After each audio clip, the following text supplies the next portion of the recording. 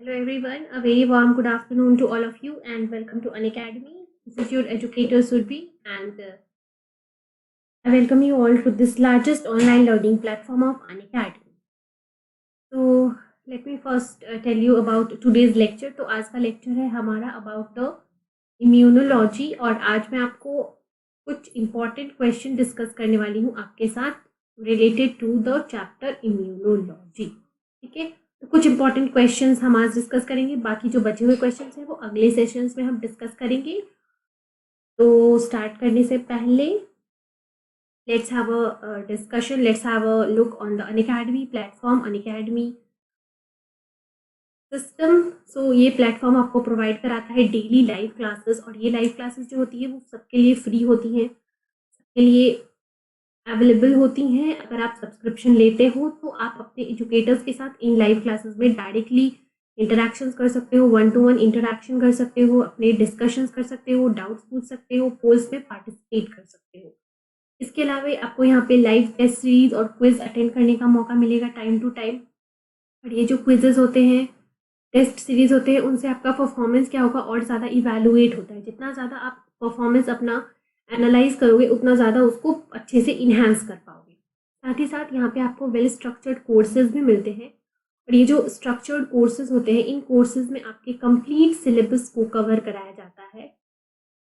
कोई recorded video हो या फिर कोई लाइव वीडियो हो, सारी की सारी कोर्सेज जो है वो आपके लिए अनलिमिटेड एक्सेस, मतलब अनलिमिटेड टाइम के लिए आपको मिलती हैं। जितने देर के लिए आपका सब्सक्रिप्शन है उतने टाइम में आप कभी भी उन सारी वीडियोस को देख सकते हो। आप एक बार नहीं, मल्टीपल टाइम देख सकते हो, यही बेनिफिट है।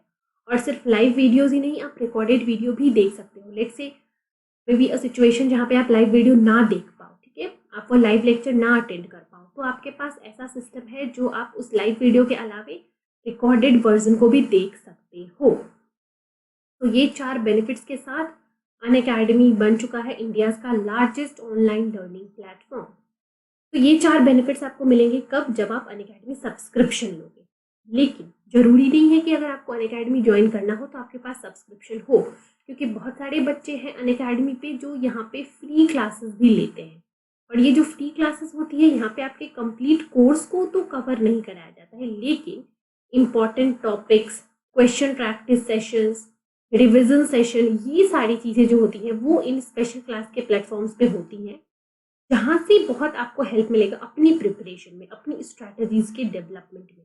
तो ये जो फ्री क्लासेस होती हैं वो होती हैं स्पेशल क्लासेस, और मेरी स्पेशल क्लासेस भी आप अटेंड कर सकते हो बच्चों। अनअकैडमी के प्लेटफॉर्म पे मेरी प्रोफाइल आपको वहाँ मिल जाएगी CSIR UGC नेट की कैटेगरी में। आप मेरा नाम सर्च करना सुरभि कुमारी, और मेरा नाम सर्च करने के बाद आप मेरी प्रोफाइल के अंदर जाके मेरे बहुत सारे फ्री लेक्चर्स अटेंड कर सकते हो। मैंने मोर देन 50+ लेक्चर्स वहाँ पे लिए हैं, जिनके सारे रिकॉर्डेड वर्जन्स अभी भी अवेलेबल है।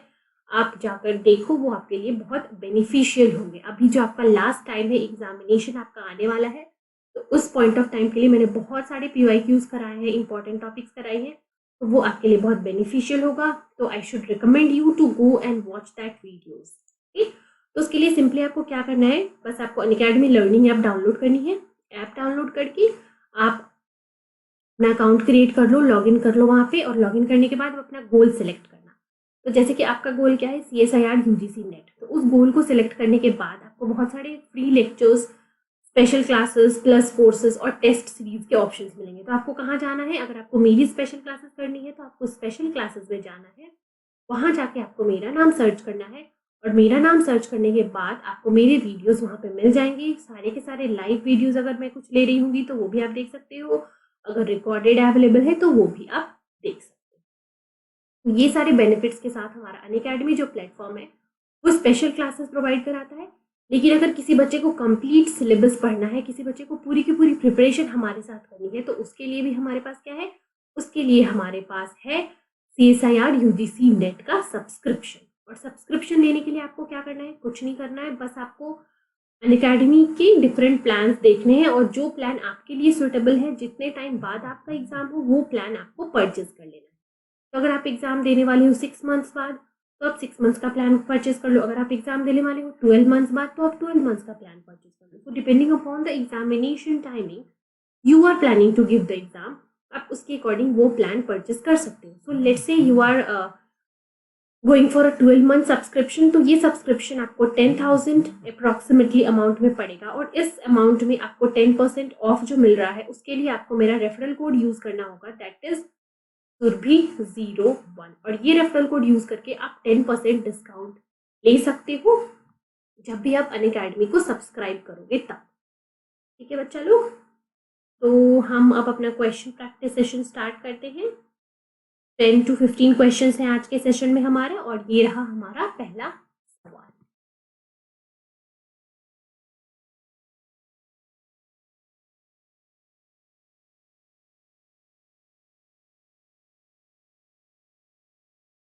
तो मैं आपको 10 सेकेंड्स दूंगी and with in these 10 seconds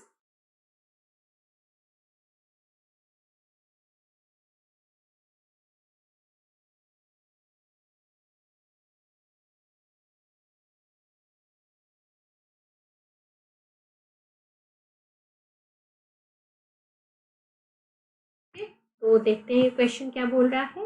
आप सबने आंसर लिख लिया इसका? चलिए तो देखते हैं कि क्या क्वेश्चन क्या बोल रहा है. सो when the phenotype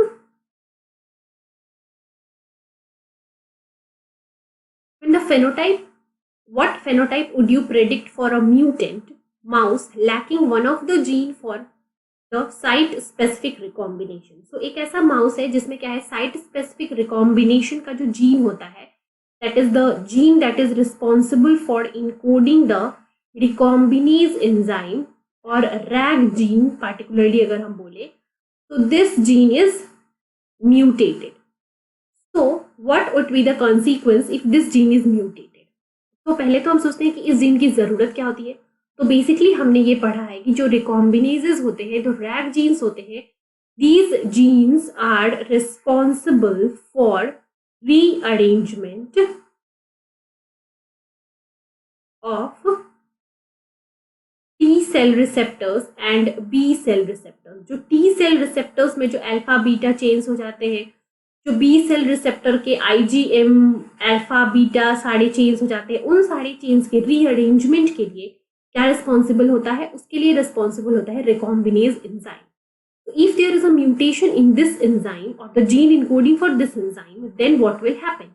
Then the organism will be immunodeficient. Why? Because rearrangement of TCR and BCR नहीं हो पा रहा है. For that reason there will be no T cell और B cell maturation. T cell और बी सेल बनेंगे जरूर, लेकिन वो फुल्ली मैच्योर नहीं हो पाएंगे, उनके रिसेप्टर पूरी तरीके से बन नहीं पाएंगे because there is no recombination process is going on.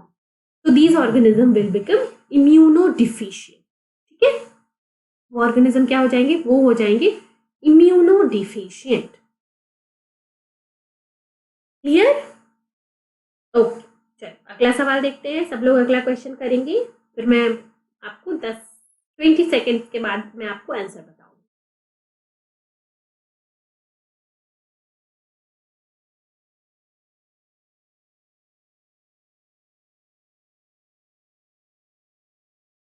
ये हमारा क्वेश्चन नंबर 2.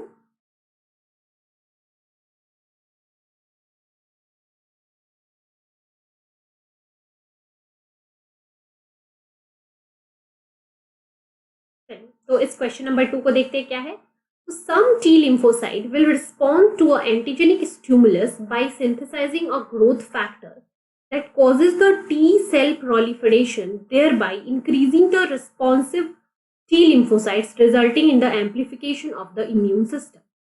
तो आपने देखा होगा जब T सेल का एक्टिवेशन होता है तो क्या होता है, दिस T cell they will recognize or they will interact with the antigens presented with MHC molecule on the antigen presenting cells. ये है APC, इसके ऊपर MHC एंटीजन है, इसको T सेल रिकॉग्नाइज करता है और यहाँ से इस रिकॉग्निशन के बाद क्या हो जाता है, ये T cell receptor, this T cell will become activated, and with this activation T cell will start producing several cytokines, and now these cytokines will act as signals and they will go and bind to the receptors of the cytokines. Like अगर interleukin 2 हो रहा है तो interleukin 2 receptors will be there, अगर interleukin 4 release हो रहा है तो interleukin 4 receptors will be there, so they will go and bind to their specific receptors on the T cells present in the close vicinity.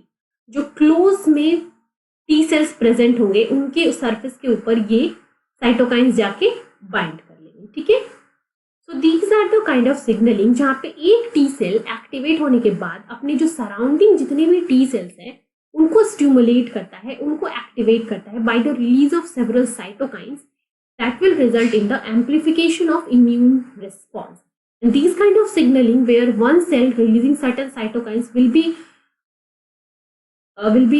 what we can say will be changing the activation rate of the surrounding cell. मतलब एक T cell cytokines release कर रहा है and these cytokine is responsible for the activation of further T cells present in its surrounding. So these kind of signalings are basically known as paracrine signalings, where a signaling molecule will be going to affect the state of the cells that are present in the close vicinity. So this is an example of paracrine signaling. मतलब एक cell activate हुआ, this is a T cell, it will release certain cytokines and these cytokines can go and bind to the other T cells present in the close vicinity, and now these T cells will also get activated. So this is the example of paracrine signaling. Clear, fine. Next question देखते हैं।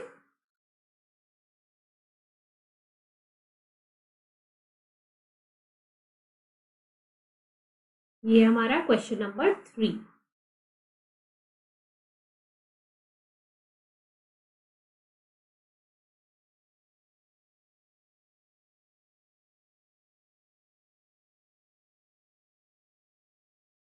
सब लोग try करेंगे, answer को अपनी copy पे लिखेंगे, फिर हम इसका आंसर अभी मैं आपको बता। चलिए, फिर क्वेश्चन क्या बोल रहा है, immediate hyper sensitivity reactions are associated with, so they are basically associated with IgE antibody, and the immediate hypersensitivity reactions are mostly regulated by the mast cells. And upon, okay, so what happens, see, whenever any allergen will enter into the body, तो वो allergen जाके क्या करेगा, वो allergen जाएगा और this allergen will be taken up by the antigen presenting cells, and antigen presenting cells will process these antigens and they will present them on the surface along with the MHC molecule. ठीक है, तो here is MHC, here is the allergen antigen. Now T cell receptors will recognize these antigen presenting cells presenting the MHC antigen complexes, and from here T cell will get activated. यहाँ से हो गया T cell activation. This is the TH cells, T helper cells. Now these T helper cells will help in the activation of B cells. ठीक है, so this is a B cell activation that is dependent on the T cell. So this is a T cell dependent B cell development, and here now B cell will get activated. So B cell development can be T cell dependent or it can be T cell independent. So we are talking about the activation of B cell that is dependent on the T cell, and via these activation these B cells will now differentiate into the plasma cells and into the memory B cells. ठीक है, and these plasma cells are responsible for the production of antibodies. So they will produce antibodies IgE in response to any kind of allergen.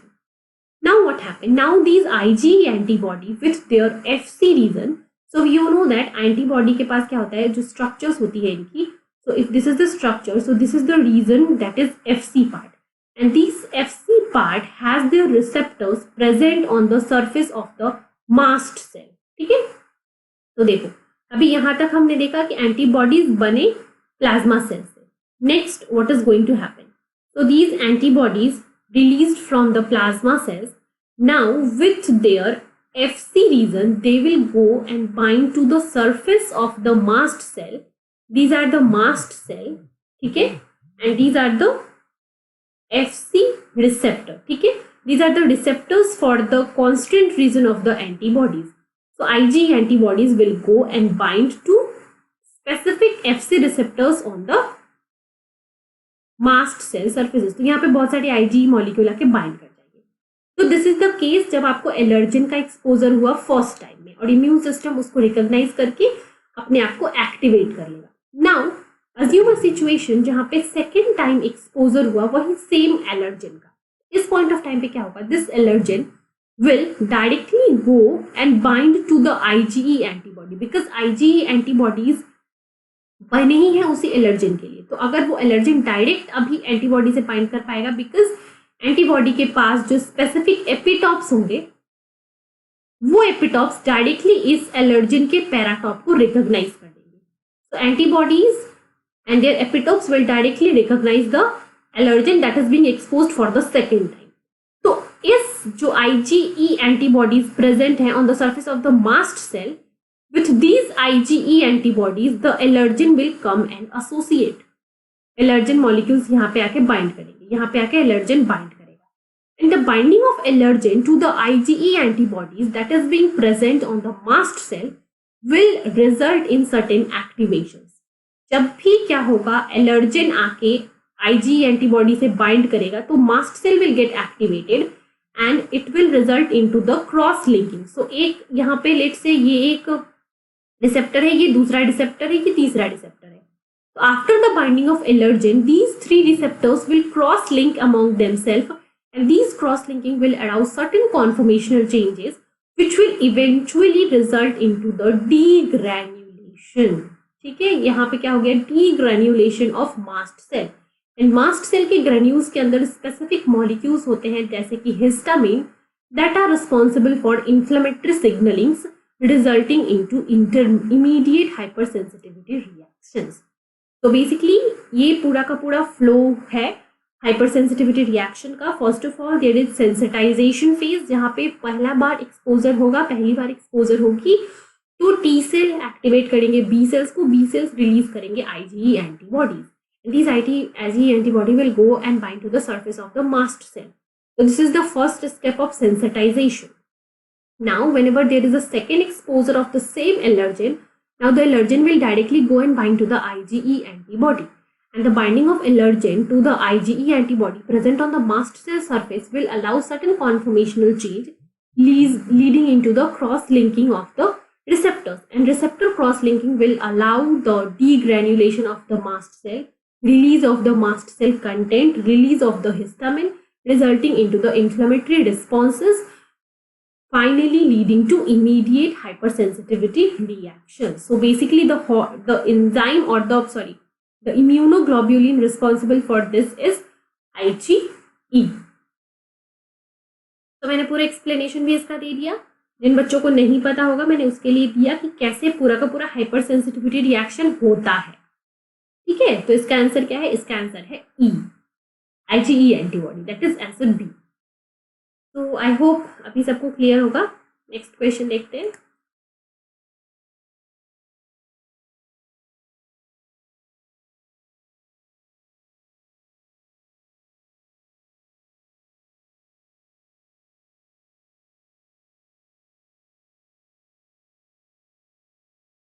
Okay, तो next question क्या बोल रहा है देखो.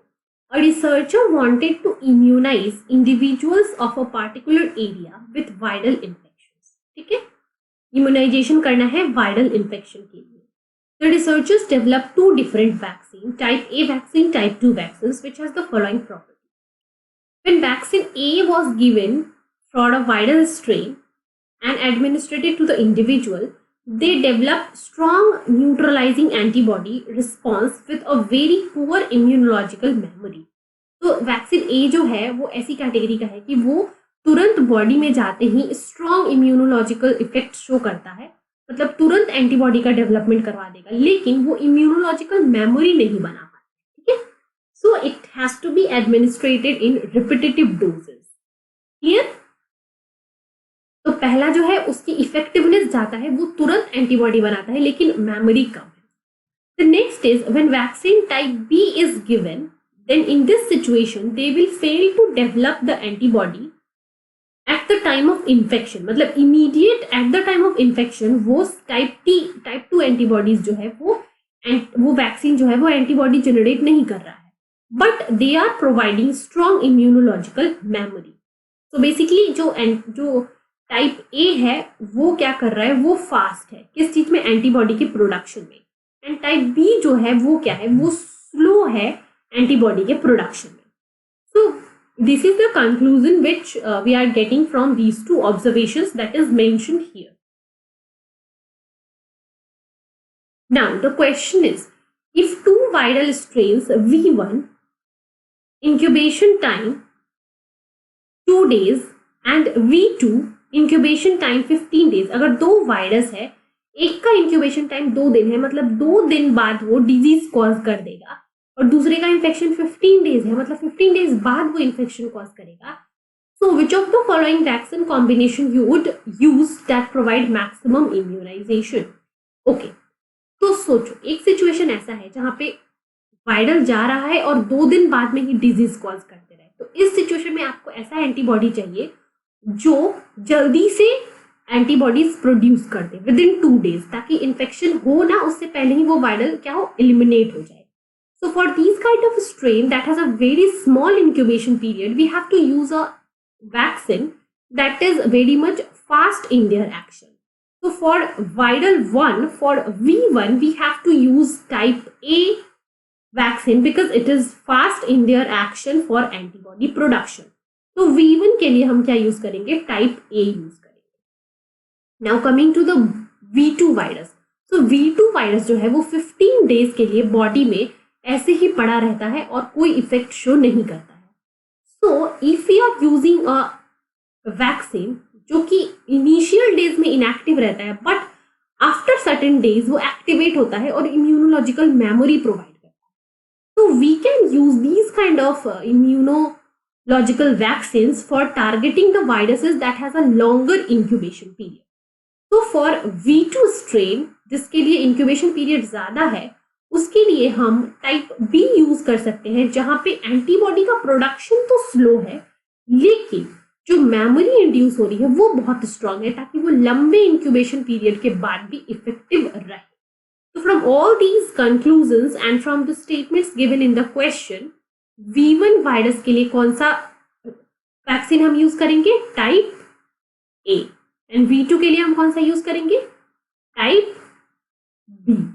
So it is in the option B, that is V1 specific type A and V2 specific type B. ठीक है, तो B हो गया इसका सही आंसर. चलिए नेक्स्ट क्वेश्चन देखते हैं.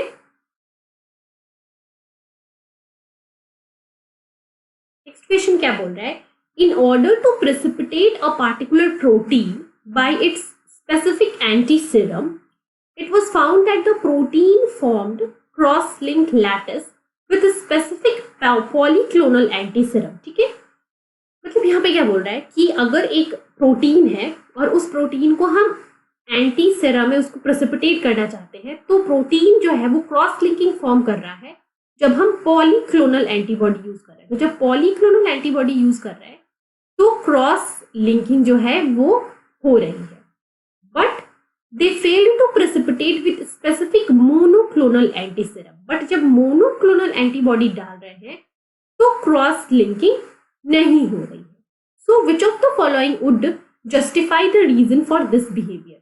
ओके, तो first of all let's discuss polyclonal antibody क्या होता है. तो अगर ये एक पैथोजन है और इसके ऊपर this is epitope A, this is epitope B, C, D. ठीक है, तो पॉलीक्लोनल एंटीबॉडीज के पास क्या होते हैं, डिफरेंट एपिटोप्स होते हैं रिकॉग्नाइजिंग डिफरेंट मॉलिक्यूल्स और डिफरेंट एंटीजन्स. तो अगर ये पॉलीक्लोनल एंटीबॉडी होगा तो ये इस एंटीजन ए से भी बाइंड करेगा, बी से भी बाइंड करेगा, सी से भी बाइंड करेगा और डी से भी बाइंड करेगा, और it will result into the cross linking. But when you talk about the monoclonal antibody, तो मोनोक्लोनल एंटीबॉडी आइदर ए के लिए होगा, बी के लिए होगा, सी के लिए होगा या डी के लिए होगा. तो अगर ए के लिए है तो वो सिर्फ ए से ही बाइंड करेगा, बी के लिए है तो वो सिर्फ बी से ही बाइंड करेगा, and for that reason they will not resulting into cross linking. So this is the reason for the experimental condition that is given. Now look into the option. The first option is the protein has multiple copies of same epitopes. No. If there will be multiple copies of same epitopes, then monoclonal antibody will be also cross-linking. अगर same epitopes होते तो ए के यहाँ भी, यहाँ भी, यहाँ भी, तो यहाँ पे क्रॉस लिंकिंग हो जाता. But in the question it is given that for monoclonal there is no cross linking, means monoclonal antibody सिर्फ एक ही bind कर रहा है. Next is the protein has multiple distinct epitopes but each has a single copy. Yes, protein के पास बहुत सारे epitopes हैं, multiple. Why? Because polyclonal antibodies are cross linking, तो बहुत जगह bind कर रहा है तभी तो cross linking हो रहा है. Monoclonal नहीं कर रहा है. For that reason we can conclude that each epitope is there but in a single copy. Single copy में है, इसीलिए मोनोक्लोनल एंटीबॉडी क्रॉस लिंकिंग नहीं कर पा रहा है. तो B is the right answer here. जो उस पैथोजन के ऊपर एपिटोप्स है, बहुत सारे एपिटोप्स है, multiple epitopes will be there but every epitope is different from one another. कोई भी एपिटोप दो बार रिपीट नहीं हुआ है. अगर रिपीट होता तो मोनोक्लोनल दो बाइंड करके क्रॉस लिंकिंग कर जाते, लेकिन क्रॉस लिंकिंग नहीं हो रही है. इसका मतलब है कि जो भी एपिटोप है वो सिर्फ सिंगल कॉपी में प्रेजेंट है. क्लियर? ओके, चलिए नेक्स्ट क्वेश्चन देखते हैं.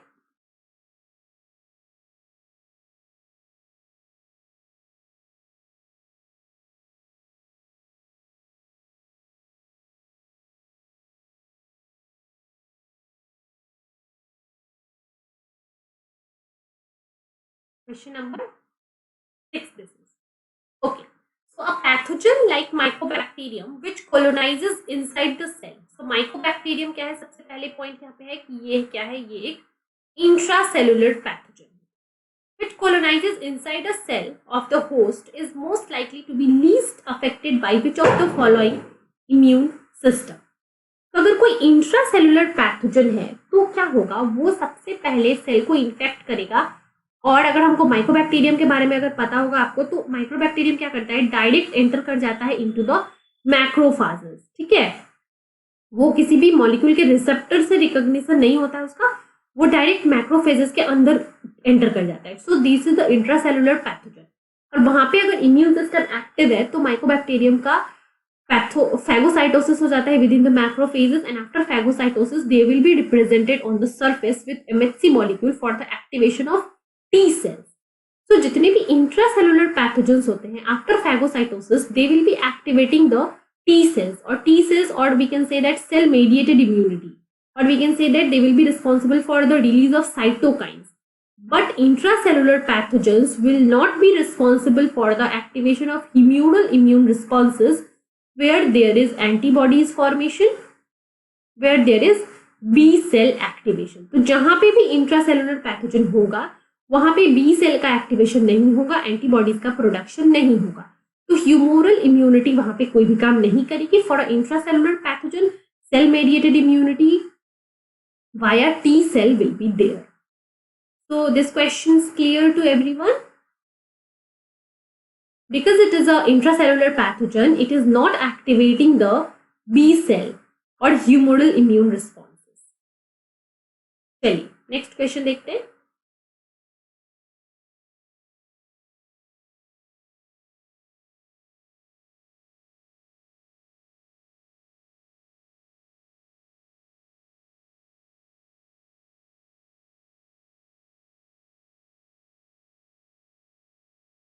नेक्स्ट क्वेश्चन क्या बोल रहा है?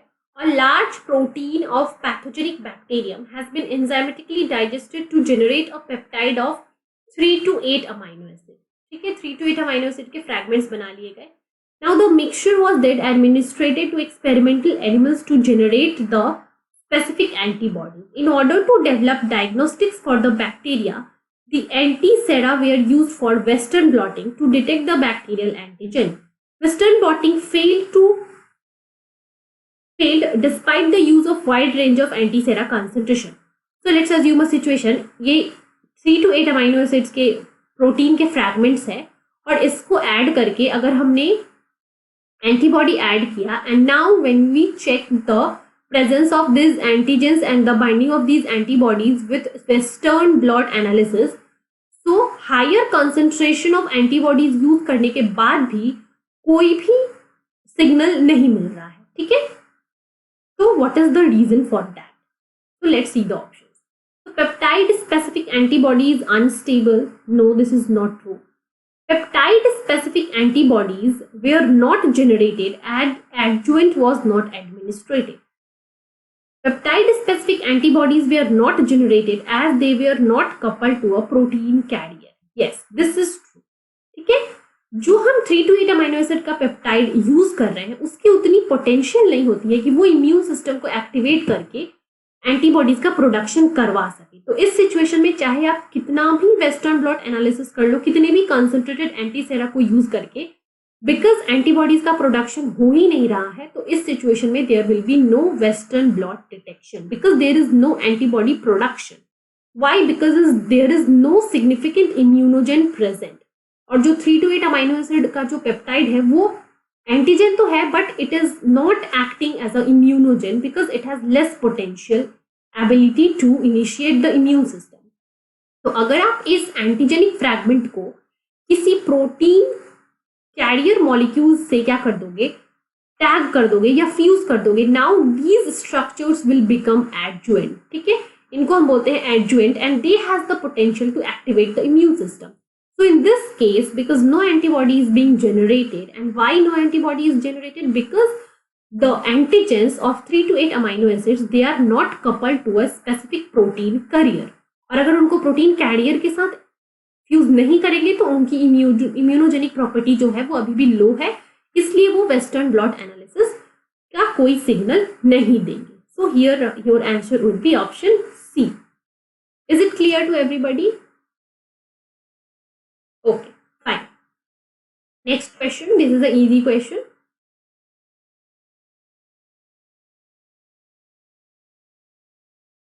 Hematopoietic stem cells are found in, so they are basically found in the bone marrow, and from the bone marrow, different cell will be developed from their progenitor cells, and now they will migrate to their specific sites. For example, B cell, T cell, mast cell, then RBC, WBC, platelets, all the cells, they are originated from the same hematopoietic stem cells that are present in the bone marrow. Okay, चलिए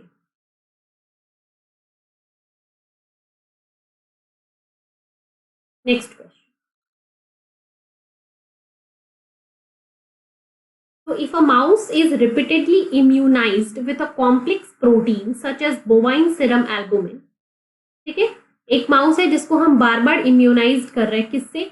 BSA protein से, resulting serum antibody will be. ठीक है, BSA एक protein है, ये क्या होता है? This protein has multiple एपिटॉप्स, it is a complex protein that has multiple एपिटॉप्स। ठीक है, तो इसको बार बार आप किसी ऑर्गेनिज्म को दे रहे हो, इम्यूनाइज कर रहे हो, तो उस ऑर्गेनिज्म का जो सीरम होगा उसमें किस टाइप के एंटीबॉडीज आपको मिलेंगे। ठीक है, तो because BSA enzyme is a complex protein, so it has a multiple epitopes, तो आपको क्या मिलेगा यहाँ पे वो आपको बताना है।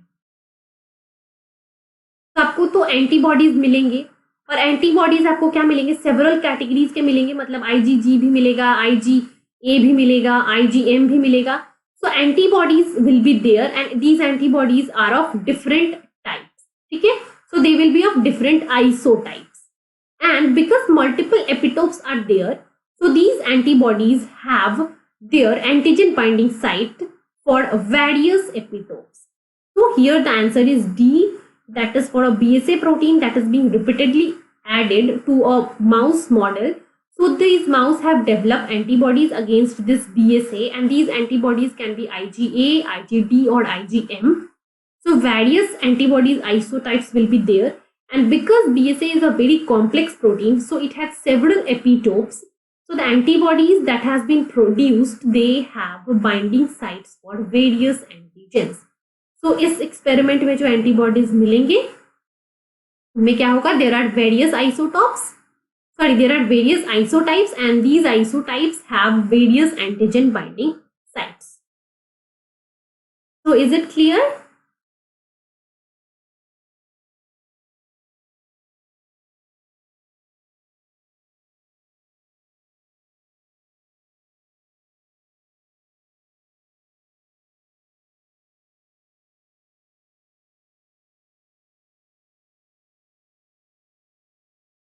Next question.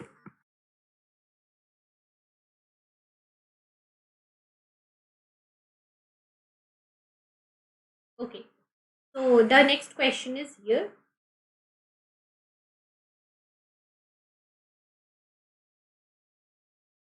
ये क्वेश्चन क्या बोल रहा है देखो. So this question is saying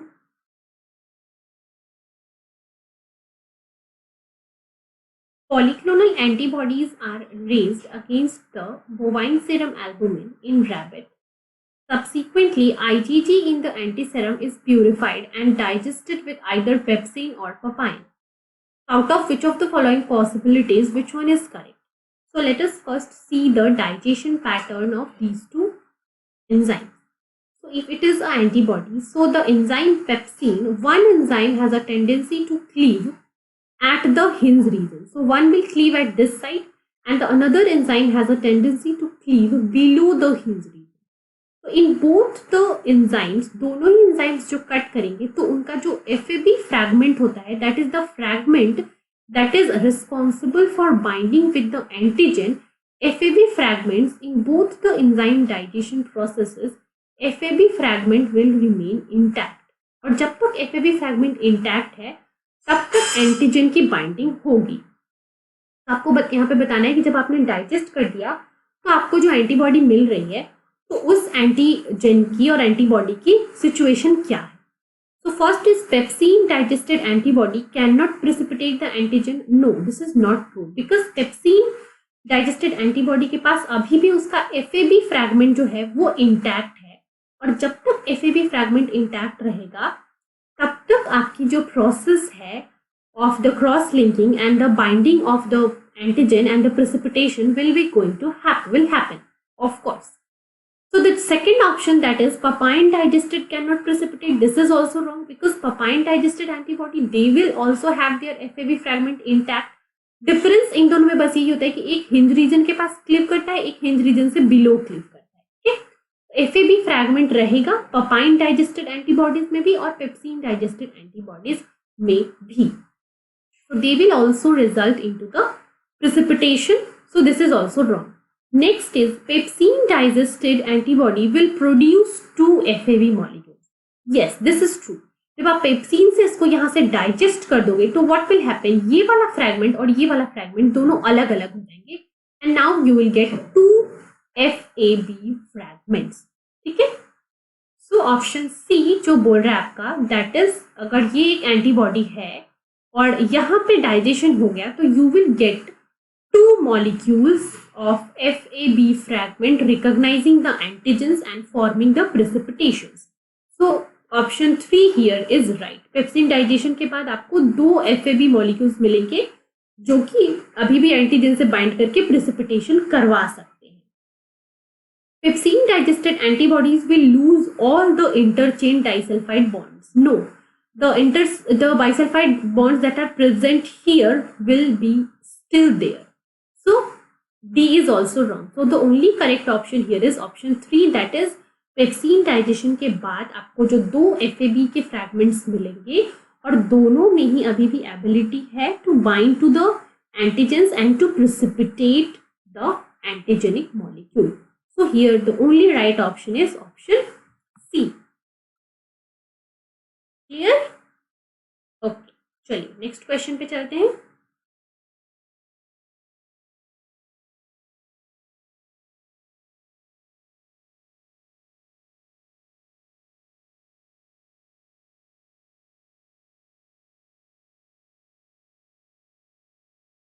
discuss करें.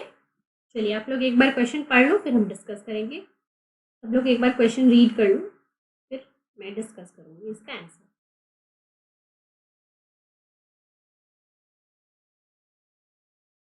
ओके, तो देखो क्वेश्चन क्या बोल रहे हैं. Which of the following is not related to. आपको यहाँ पे क्या चूज करना है. सबसे पहले तो ध्यान रखो कि यहाँ पे नॉट दे रखा है तो आप करेक्ट ऑप्शन तो बिल्कुल चूज ना कर देना. You have to choose which of the following is not correct with related to the immediate hypersensitivity reaction. जो हमने अभी देखा था ना, immediate hypersensitivity reaction कैसे होता है.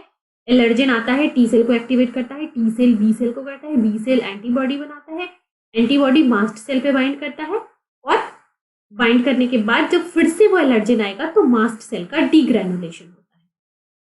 तो फर्स्ट क्या बोल रहे हैं step, Mast cell degranulation result in the histamine allergic reactions. Yes, this is true. Next is reagenic antibodies trigger the allergic reaction. This is also true. Reagenic antibodies means IgE antibody will trigger these kind of reactions. ये भी सही है. Next is granulomatous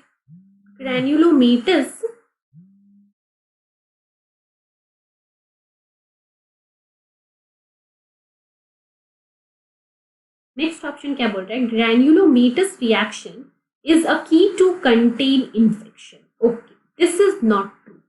why? Because जो granulomas develop होते हैं और ग्रैन्युलोमास develop होके जो ग्रैन्युलोमेटस रिएक्शंस होते हैं, ग्रैन्यूल्स के रिलीज होने से, जो हिस्टामिन के रिलीज होने से जो रिएक्शंस होते हैं, they are the key to contain the infection. No, they are the events that is being required to eliminate the infection. तो यहाँ पे बोल रहा है कंटेन द इन्फेक्शन. अगर ग्रैन्युलोमेटस रिएक्शंस हो रहे हैं, ग्रैन्यूल्स रिलीज हो रहे हैं, ग्रैन्यूल्स के पार्टिकल्स रिलीज हो रहे हैं, तो वो क्यों हो रहे हैं? To eliminate the infection. But यहाँ पे क्या बोल रहा है? In order to contain the infection. So that's why option C is not related to the hypersensitivity reaction. Next is anaphylactic reactions is triggered by IgE. Yes, this is true. Anaphylactic reactions, inflammations, these are the hypersensitivity effect जो कि primarily IgE antibody से triggered होता है. तो basically ये question जो बोल रहा है not related, option A, B और डी जो है वो बिल्कुल रिलेटेड है हाइपरसेंसिटिविटी रिएक्शन से, except for option C. Why? Because this option says that these kind of reactions are there to contain the infection. But why it is incorrect? क्योंकि यहाँ पे contain नहीं होगा, यहाँ पे होगा to eliminate the infection. ठीक है, तो इसलिए ये C ऑप्शन जो है वो है हमारा यहाँ पे गलत. नेक्स्ट क्वेश्चन देखते हैं.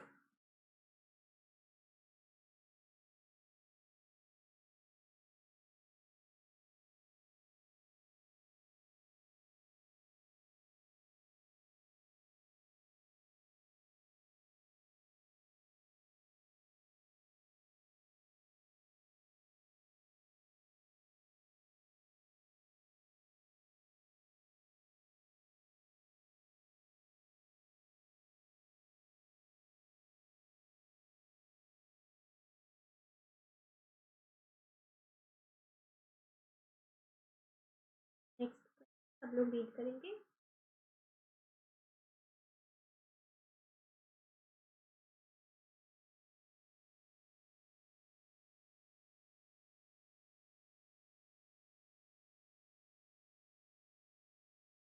देखते हैं क्वेश्चन क्या बोल रहे हैं.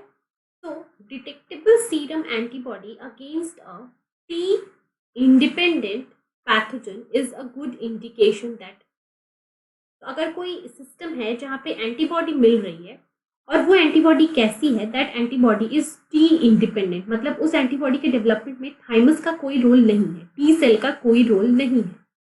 तो यहाँ पे जो एंटीबॉडी प्रोड्यूस कर रहा है B cell, plasma cells, these plasma cells are activated by a mechanism that is T independent. So basically it is saying that there is a serum antibody presence and these serum antibodies are present against a T independent pathogen. Means जो pathogen है वो pathogen जो है वो T cell उसको recognize नहीं कर पा रहे. So this pathogen is a T independent.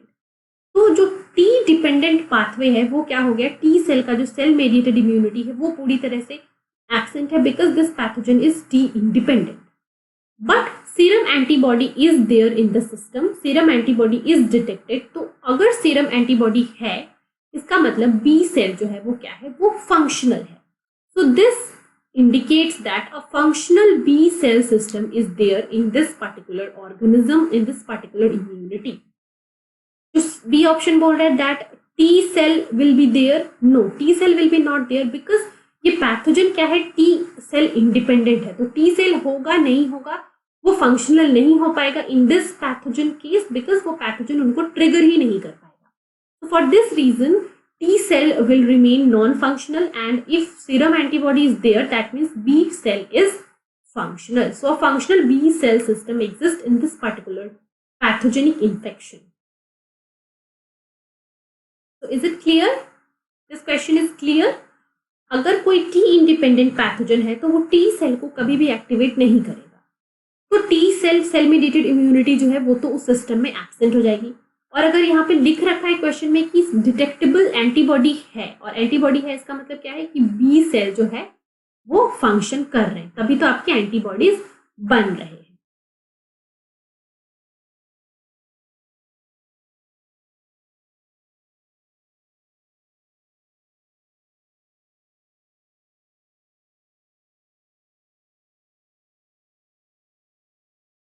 Clear? Okay, now let's go to the next question. This is the next question you have.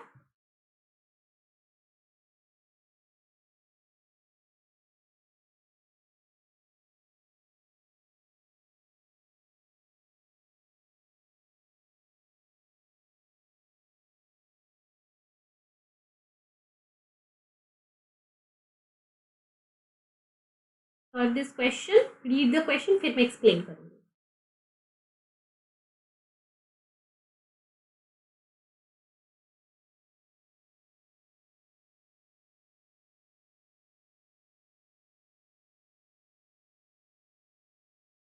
Okay, तो देखते हैं ये क्वेश्चन क्या बोल रहा है. तो 3 distinct antigens X, Y and Z, they were used to raise antibody. ठीक है, यहाँ पे 3 डिफरेंट एंटीजेंस को यूज किया जा रहा है, antigen X, antigen Y and antigen Z.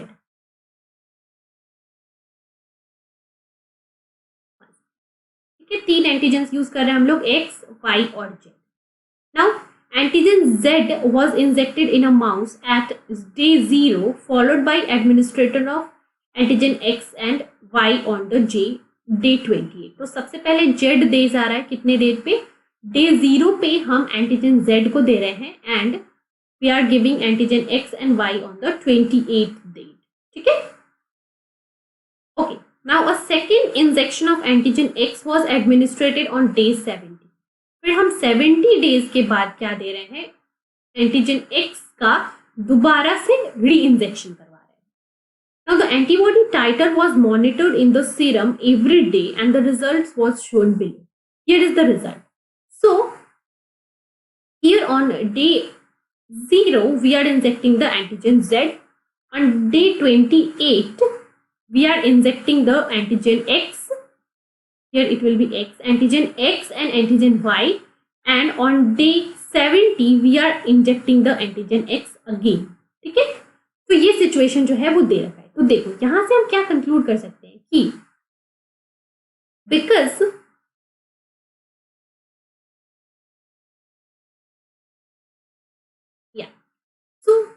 Z antigen हम 0 डे पे दे रहे हैं, तो उसके अप्रोक्सीमेटली 8 to 10 डेज बाद जो होगा उसका most amount of antibody secrete होगा. So this particular peak is corresponding to the Ig antibody specific for Z antigen. This particular peak, ठीक है, that is highest on the 14th days. Okay, so first option यहाँ पे आपको incorrect choose करना है. देखो तो फर्स्ट क्या बोल रहा है, Z specific IgG will be high on day 14. This is true because 14th day पे जो है वो आपके जो Z स्पेसिफिक एंटीजेंस है वो हाईएस्ट होंगे. क्यों होंगे हाईएस्ट, बिकॉज आप 0 डे पे उनका एडमिनिस्ट्रेशन करवा रहे हो और यहां तक आते आते उनका लेवल 14 डेज पे हाईएस्ट होगा. So this is true. Now come to the next, that is X specific antibody titre will be highest on the 84 days. ठीक है, अब आप क्या कर रहे हो, आप जब 70 डेज के बाद दोबारा से एंटीजन X को एडमिनिस्ट्रेट कर रहे हो तो फिर से एंटीजन X का आपको सर्ज मिलेगा. और ये जो पीक आपको दिख रही है वो किसके लिए होगी, IgG antibody against the antigen X. ठीक है, तो 84 डेज पे जो आपको पीक मिलेगा ये किसके लिए होगा, IgG फॉर एंटीजन X. तो B option is also true. Next option is X specific IgG will be high on day 42. आप डे 28 पे जो IgG X और IgG Y का एडमिनिस्ट्रेशन करवा रहे हो तो इसकी वजह से क्या होगा, there will be a surge of IgG antibody against X as well as Y at day 42. ठीक है, तो डे 42 पे X का भी सर्ज होगा और Y का भी सर्ज होगा, बट क्वेश्चन में लिख रखा है कि X का सर्ज होगा, तो ये भी सही है बिल्कुल. अगला सवाल, Y specific IgG will be high on day 84. This is the wrong option. क्यों wrong है बिल्कुल आपको समझ में आ गया होगा, क्योंकि Y स्पेसिफिक IgG का सर्ज कब होगा, डे 42 पे, क्योंकि हम यहाँ पे एंटीजन Y एडमिनिस्ट्रेट कर रहे हैं। डे 84 पे हम X एडमिनिस्ट्रेट कर रहे हैं, तो यहाँ पे Y का लेवल ज्यादा नहीं होगा, X का लेवल ज्यादा होगा। तो इनकरेक्ट स्टेटमेंट हम यहाँ से आराम से चूज कर सकते हैं, and the incorrect statement is option D, that is at day 84 Y specific IgG level will be high. No, Y specific antibody level will be high on day 42, and at day 84 the antibodies specific for X antigen will be high. तो D हमारा हो गया बिल्कुल ही गलत option और इस question के लिए सही ऑप्शन। क्लियर?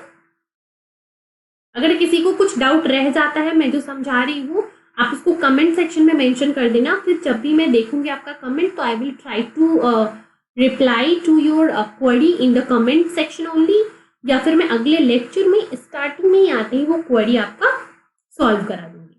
तो आप जो भी आपको डाउट आ रहा है ना कमेंट सेक्शन में लिख जरूर देना, ठीक है, उसको छोड़ मत देना। चलिए, ये रहा लास्ट सवाल हमारा आज का। लास्ट सवाल सब लोग करेंगे।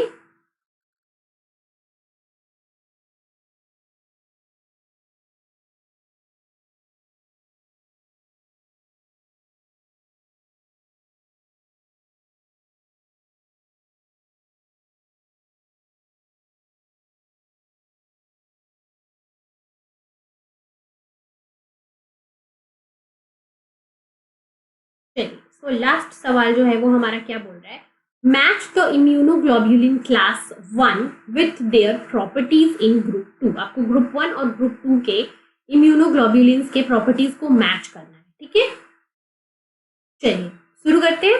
आईजीजी एंटीबॉडीज, आईजीजी एंटीबॉडीज के बारे में हमको क्या पता है, they are the first antibodies to be present into the serum, ठीक है। सो IgG antibodies, they are the antibodies present in the highest concentration in the serum, और ये एंटीबॉडीज ही होते हैं जो कि प्लेसेंटा को क्रॉस करके जाते हैं into the foetus and they are present in the most abundant quantity. तो ऑप्शन पी का होगा क्या हमारे पास 4। अब चलते हैं IgA की तरफ। IgA के लिए हमें क्या पता है, these are the antibodies that are secretory antibodies, okay, because IgE antibodies के पास क्या होता है, इनके पास एक होता है सिक्रीटरी पीस, और ये सिक्रीटरी पीस क्या है, this secretory piece is a specific glycoprotein molecule and this glycoprotein molecule will bind to the proteolytic site of IgA antibody and इस proteolytic site पे bind करके वो उसकी proteolytic cleavage को क्या करता है, prevent करता है, और due to the presence of this secretory piece the IgA antibodies can be present in the external secretions without getting degraded. So option Q का क्या हो जाएगा, Q के लिए आंसर हो गया option A, that is IgA antibodies is the major antibody in the external secretion such as mucus. क्यों? Because mucus में भी रह के वो डिग्रेड नहीं होते हैं by the action of several proteases because they have a secretory piece targeting or protecting their proteolytic site. ठीक है, चलिए, तो दो ऑप्शंस हो गए क्लियर। अब चलते हैं ऑप्शन थर्ड की तरफ, that is IgE antibody. So IgE antibodies, this is basically for the hypersensitivity reaction, first for the targeting the allergens, and the second correct option for IgE antibodies is they are protecting against the parasite infection, ठीक है। सो parasite infection के protection के लिए भी जरूरी होता है IgE antibody. So for P we have 4, for Q we have 1, for R that is IgE we have second, and lastly बच गया IgM. So IgM antibody क्या होता है, it is the first antibody to be discovered or to be produced in the serum after the exposure of any antigen. So it is a pentavalent most largest antibody जो कि कोई भी antigen exposure होगा तो सबसे पहले B sales जो होते हैं, प्लाज्मा बी सेल्स, वो यही एंटीबॉडी बनाते हैं। तो एस हमारे पास हो गया third. So last but not the least, here the correct answer is option A, that is this particular combination. So any doubt? P का हो गया 4, 1, 2, 3। So I hope it is clear to all of you. किसी को भी कुछ doubt है तो बोलिए, कमेंट में लिख दीजिए, मैं आपको बता दूंगी। डाउट बिल्कुल नहीं रखना है, सबको सब कुछ एकदम अच्छे से क्लियरली पढ़ना है, ठीक है। चलिए फिर एंड हो गया लेक्चर हमारा यहीं पे। एंड अगर हमने I think total 10 to 12 question discuss किए, तो ये क्वेश्चन जो है वो आपके वेरियस टॉपिक को कवर करते हैं, तो बिल्कुल ध्यान से सारे क्वेश्चंस और उनके एक्सप्लेनेशन को आप सुनिएगा। और कहीं भी अगर कुछ डाउट रह रहा है तो कमेंट सेक्शन में मेंशन जरूर कर देना, मैं जब भी आपका कमेंट देखूंगी आपको बता दूंगी, वहां पे रिप्लाई कर दूंगी। तो कोई भी डाउट रहे, डाउट दिमाग में रखना मत, वहीं के वहीं पूछ लेना, समझ रहे हो। तो फिर एंड करते हैं यहीं पे lecture. Thank you so much everybody. And जो बच्चे अभी नए हैं इस चैनल पे, उनको मैं ये बताना चाहती हूँ कि चैनल तो सबसे पहले आप सब्सक्राइब कर लो, let's crack CSIR UGC NET. Subscribe करने के बाद यहाँ पे आपको बेल आइकन दिख रहा होगा, नीचे बेल आइकन को हिट कर दो ताकि कोई भी क्लास मेरी आए वो आपकी मिस ना हो, आपको उसके अपडेट्स मिल जाए, नोटिफिकेशन मिल जाए पार्टिकुलरली। और अगर आपको ज्वाइन करना है हमारा टेलीग्राम चैनल, जो टेलीग्राम चैनल है let's crack CSIR UGC net, तो आप डायरेक्टली टेलीग्राम पे जाके सर्च कर सकते हो let's crack CSIR UGC net, तो आपको चैनल मिल जाएगा। या फिर टेलीग्राम चैनल का जो लिंक है वो आपको नीचे डिस्क्रिप्शन बॉक्स में दिया हुआ है, तो वहां से आप टेलीग्राम चैनल भी हमारा ज्वाइन कर सकते हो, जहाँ पे सारे क्लासेस के अपडेट्स आपको दिए जाते हैं, ठीक है। तो वहां पे सारे जो भी मेरी क्लास आने वाली होती है उसका लिंक आपको वहां पे मिल जाता है, तो टेलीग्राम ज्वाइन कर सकते हो आप, और चैनल को सब्सक्राइब कर लो, बेल आइकन को भी हिट कर दो, ताकि मेन चीज क्या है कि आपकी कोई क्लास मिस ना हो। जो भी मैं वीडियोस दे रही हूँ आपको, जो भी मैं वीडियोस बना रही हूँ आपके लिए, वो सारे के सारे लेक्चर्स आप अटेंड कर पाओ, कुछ भी आपका मिस ना हो जाए। और अगली चीज जो है वो क्या है, अगर आप नए हो और अभी तक आपने अनअकैडमी ज्वाइन नहीं किया है, तो मैं आपको ये सजेस्ट करूंगी कि आप सबसे पहले क्या करो, अनअकैडमी लर्निंग ऐप जो है, आपको सबसे पहले अनअकैडमी लर्निंग ऐप डाउनलोड करनी है, और ये ऐप आपको प्ले स्टोर पे मिल जाएगा, फ्री ऑफ कॉस्ट है। ऐप डाउनलोड कर लो। ऐप डाउनलोड करने के बाद वहां पे आप लॉग इन कर लो अपने मोबाइल नंबर से, और पासवर्ड से आप लॉग इन कर लो। लॉग इन करने के बाद आप अगर CSIR UGC नेट का प्रिपेयर कर रहे हो, अगर आप मेरा लेक्चर देख रहे हो तो आप ऑफकोर्स CSIR UGC नेट का प्रिपरेशन कर रहे हो, तो CSIR UGC नेट जो है वो आप अपने गोल में सेलेक्ट कर लो। और ये गोल सेलेक्ट करने के बाद आपको क्या करना है बच्चे, आपको अगर अभी तक सब्सक्रिप्शन आपने नहीं लिया है और आप नए हो अनअकैडमी के प्लेटफॉर्म पे, तो आप वहां पे स्पेशल क्लासेस में जाओ, ठीक है। स्पेशल क्लासेस में क्यों जाना है, क्योंकि ये फ्री क्लासेस है, और आपके लिए बहुत सारी फ्री क्लासेस भी हमारे प्लेटफॉर्म पे अवेलेबल है। मैं आपको बस यही बताना चाहती थी कि ये प्लेटफॉर्म जो है वो सिर्फ पेड क्लासेस ही नहीं रखता है, सिर्फ प्लस कोर्सेज ही नहीं रखता है, स्पेशल क्लासेस भी कंडक्ट करवाता है, बहुत सारी स्पेशल क्लासेस कंडक्ट करवाता है। और ये क्लासेस सबके लिए बिल्कुल फ्री होती हैं, आपको कोई भी पैसा नहीं देना है, आप डायरेक्ट जाओ, ऐप डाउनलोड करो, अपना गोल सेलेक्ट करो, और स्पेशल क्लासेस को आप देख सकते हो विदाउट एनी पेमेंट। लेकिन स्पेशल क्लासेस ये होता है ना, यहाँ पे आपकी कंप्लीट कोर्स को कवर नहीं कराया जाता है बच्चे। कंप्लीट कोर्स जो है वो आपके प्लस कोर्सेज में ही कवर हो पाएंगे।